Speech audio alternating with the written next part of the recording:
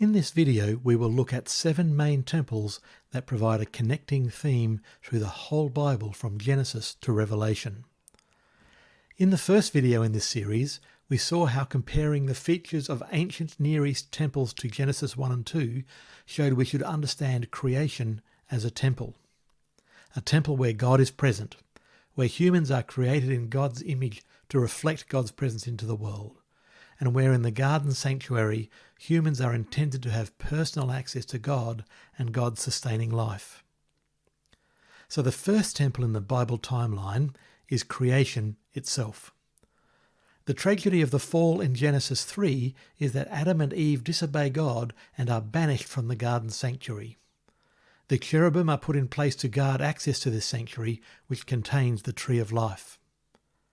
As a result, humans lose access to God's immediate presence and God's sustaining life. They no longer live with God according to God's original intention. The rest of the Bible records how God works to restore this situation. As we go through the rest of Genesis and the first 24 chapters of Exodus, God establishes a covenant with Abraham, raises Joseph to the pinnacle of power in the kingdom of Egypt, delivers Israel from slavery, and then establishes a covenant with them at Mount Sinai. Exodus chapters 25 to 40 are then focused on the Tabernacle, which is a mobile temple, the second main temple in the Bible timeline. 6 chapters of Tabernacle instructions and 6 chapters of Tabernacle construction highlight a central passage where, despite the scandal of the golden calf, God reveals himself to Moses, and most importantly, God promises that God will go with the Israelites. In the climax at the end of Exodus, the glory of God's presence fills the tabernacle. This is an important step in reversing the separation of Genesis 3. Significantly, the cherubim mentioned in Genesis 3 reappear as golden figures guarding the Ark of the Covenant and as figures woven into the curtain that closes off access to the most holy place.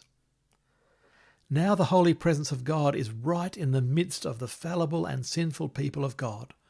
So Leviticus provides detailed instructions about festivals and offerings that enable the Israelites to maintain ritual purity in God's presence. In Numbers, we see further details about offerings and festivals, and we see the Israelites learning to move only when the cloud or fire of God's presence moves.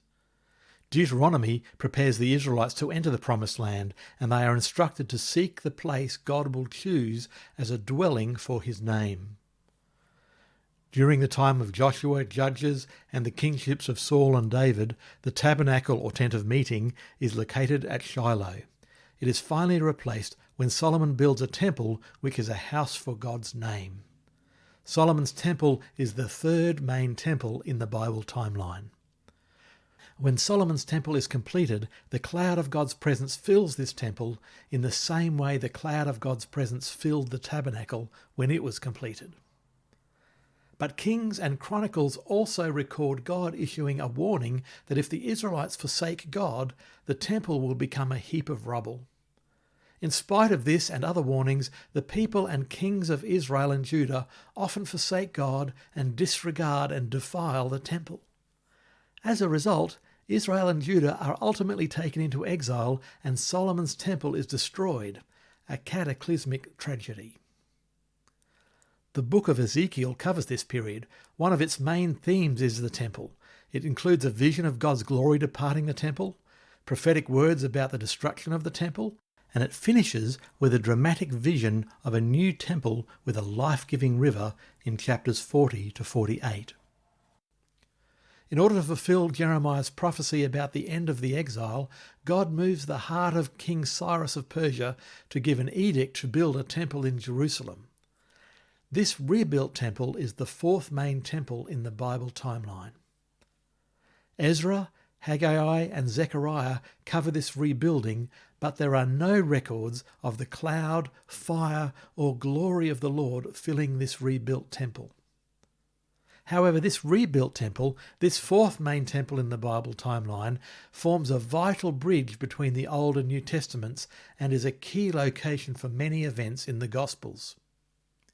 In the second last chapter of the Old Testament, Malachi prophesies, "I will send my messenger who will prepare the way before me. then suddenly the Lord you are seeking will come to his temple.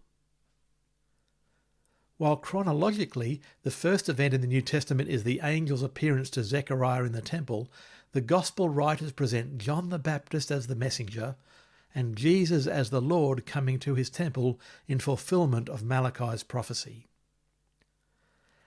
This rebuilt temple is central to the events of Easter. Jesus cleanses the temple and then spends the next few days in the temple healing the sick, teaching and debating the religious leaders. He also prophesies the destruction of the rebuilt temple, which then happened in 70 AD. At Jesus' trial, a central accusation is that Jesus said, "I am able to destroy the temple of God and rebuild it in 3 days." This same accusation is also used to insult Jesus while he is on the cross. At the climax of the crucifixion, the temple curtain is torn in two. Significantly, this temple curtain would have had the cherubim woven into it, which connects this event back to the Tabernacle and the Garden of Eden. Hebrews chapter 10 verses 19 to 20 explains this means all of us can now enter the most holy place, another important step in reversing the tragedy of Genesis 3. We now come to the fifth main temple in the Bible timeline. The Gospel of John describes Jesus embodying key temple features and fulfilling major temple feasts. Jesus tells Nathanael, "You will see angels ascending and descending on the Son of Man," a connection between heaven and earth. Jesus describes the Father as living in him, a residence, and he also describes himself as a true representation of the Father, the image. After the cleansing of the temple in chapter 2, John records that the temple Jesus had spoken of was his body. So Jesus understood himself to be the temple. Jesus is the fifth main temple in the Bible timeline. 10 days after Jesus' ascension, the day of Pentecost happens. There is a rushing wind and tongues of fire rest on the disciples. These have resonances with the dedications of the Tabernacle and Solomon's temple, and suggest the church and the individuals making it up could now be regarded as a temple. This is confirmed in the writings of Paul and Peter. The church is the sixth main temple in the Bible timeline. In writing to the Corinthians, Paul says, "You together are that temple, and that your bodies are a temple of the Holy Spirit." And in Peter's first letter, he says Christians are being built into a spiritual house to be a holy priesthood, offering spiritual sacrifices. This is temple language. And finally, we come to the seventh main temple in the Bible timeline. At the end of the Bible in Revelation 21 and 22, temple themes permeate the description of God's new heaven and earth.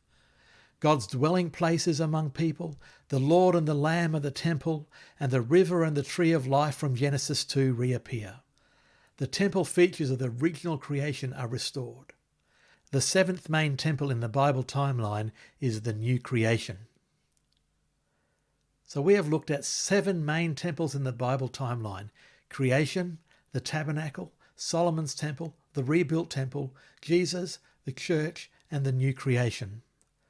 These 7 temples help us tie together the overall story of the Bible. They can help us see more clearly the strong connections between the Old and New Testaments, and they highlight another way in which Jesus fulfills the Old Testament. In the next video in this series, we will continue to explore how features of temples can help us understand the Bible and enrich our discipleship.